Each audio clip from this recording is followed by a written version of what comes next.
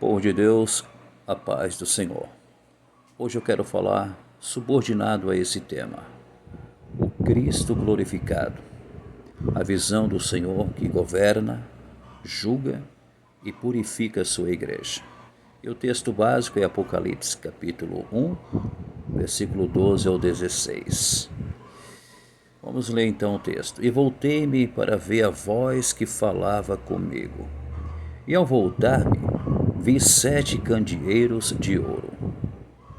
E no meio dos candeeiros, alguém semelhante ao Filho do Homem. A sua cabeça e os seus cabelos eram brancos como lã branca, como neve. E os seus olhos eram como chama de fogo. E os seus pés eram semelhantes ao bronze polido, como refinado numa fornalha. E a sua voz era como o som de muitas águas. E estava cingido à altura do peito com um cinto de ouro. Meus amados, João não vê o Cristo da manjedoura, nem o Cristo da madeira. Não, mas o Cristo exaltado, glorificado após a ressurreição e entronizado à direita do Pai. Essa visão não é devocional, é governamental. Não é para consolar emoções frágeis, é para alinhar igrejas desviadas, meus amados.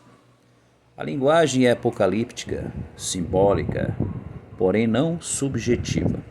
Cada símbolo carrega peso veterotestamentário, especialmente de Daniel capítulo 7 e 10, revelando que Jesus é o cumprimento pleno do que diz lá em Daniel. Aqui, meus queridos, Cristo não aparece para pedir permissão à igreja. Ele aparece para examiná-la. Olhos como chama de fogo. O Cristo que sondam e julgam. Seus olhos sondam e julgam. O fogo, meus amados, na Escritura, é símbolo de discernimento absoluto, purificação, juízo divino, e esses olhos não são sentimentais, são penetrantes. Eles não observam aparências, examinam intenções, meus queridos. Hebreus capítulo 4 e o versículo 13 diz assim: todas as coisas estão nuas e patentes aos olhos daquele com quem temos de tratar. Qual é a hermenêutica profunda nisso? Jesus Cristo anda entre os candeeiros, as igrejas. Isso significa que nenhuma igreja o engana. Programas não o impressionam. Títulos não o convencem. Discursos não o seduzem, meus queridos.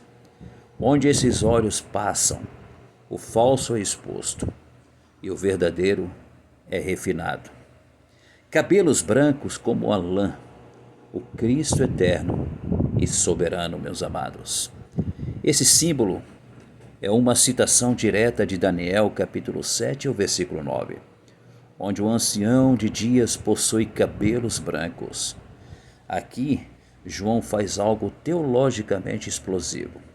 Ele atribui a Jesus os atributos do próprio Deus eterno. Jesus não é apenas o Filho do homem.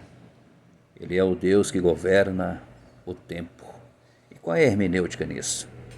Brancura não indica idade, mas eternidade, pureza absoluta, autoridade suprema, meus queridos.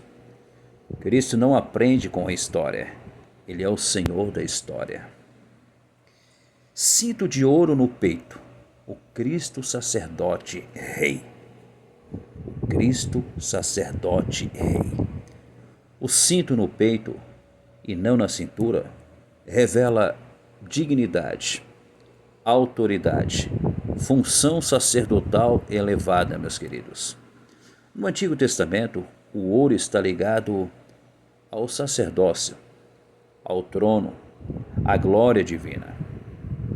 Jesus não está com um avental do servo, como em João capítulo 13, meus amados, mas com o cinto do rei sacerdote.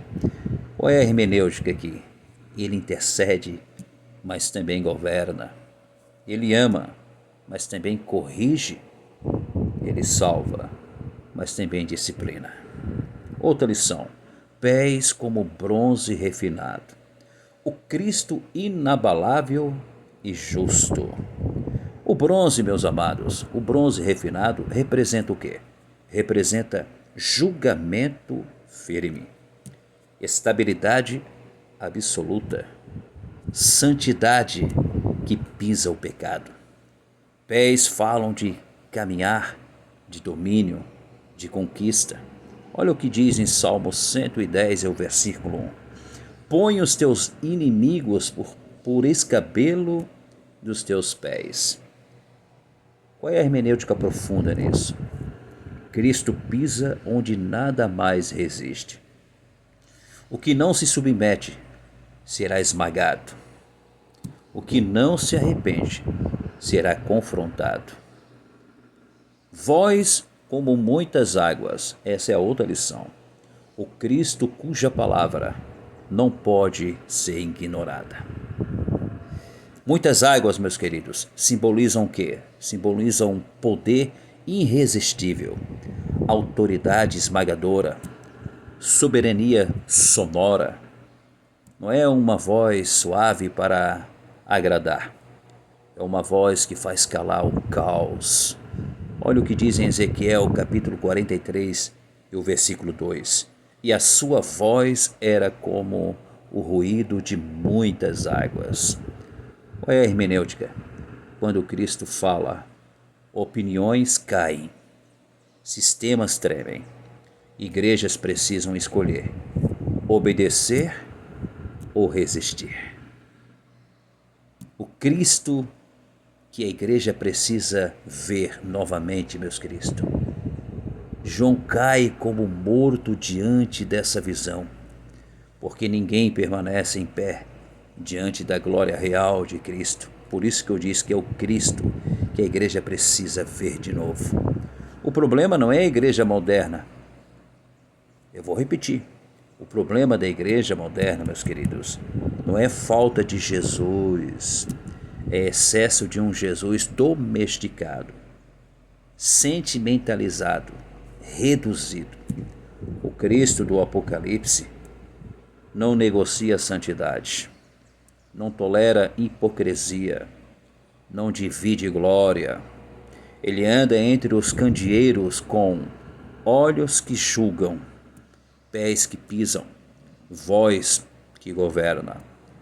Ou a igreja se ajusta a ele, ou será removida do seu lugar. O Cristo glorificado não veio para ser admirado, veio para ser obedecido. Que Deus abençoe, em nome de Jesus.